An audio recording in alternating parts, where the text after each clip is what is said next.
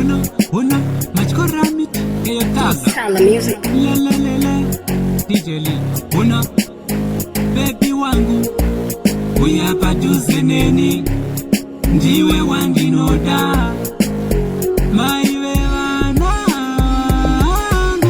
ndinofunga iwe mkazi wangu ndiwe chete wandinoda rudo rangu pana futi mumwe wandicha maiwe wanangu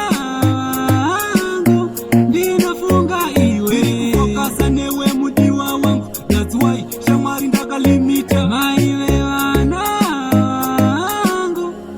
rudo redu atimboritaya andina chigayo asi ini ndokugaya ndinoshandira iwe ndinonamatira iwe kumakoma mvura yose yandinaya mazuva matatu ini ndiri pabasa ndisingaonane newe kuti zvigofaya ndayekuvhiringidza ndayekushungurudza ndakatendeuka zvese ndakasiya ndinofunga iwe mukadzi wangu ndiwe chete wandinoda rudo rwangu pana futi mumwe wandicha maive vanangu ndinofunga iwe kukokasa newe mudiwa wangu that's why shamwari ndakalimita maive vanangu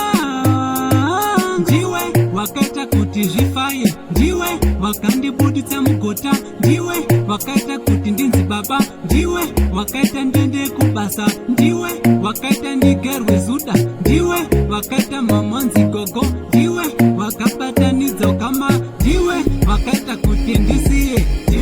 ndinofunga iwe mukadzi wangu ndiwe chete wandinoda rudo rwangu pana futi mumwe wandicha maive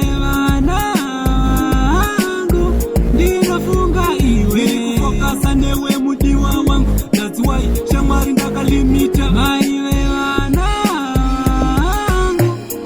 rudo redu atimboritaya andina chigayo asi ini ndokugaya ndinoshandira iwe ndinonamatira iwe kumakoma mvura yose yandinaya mazuva matatu ini ndiri pabasa ndisingaonane newe kuti zvigofaya ndaikuvhiringidza ndaikushungurudza ndakatenda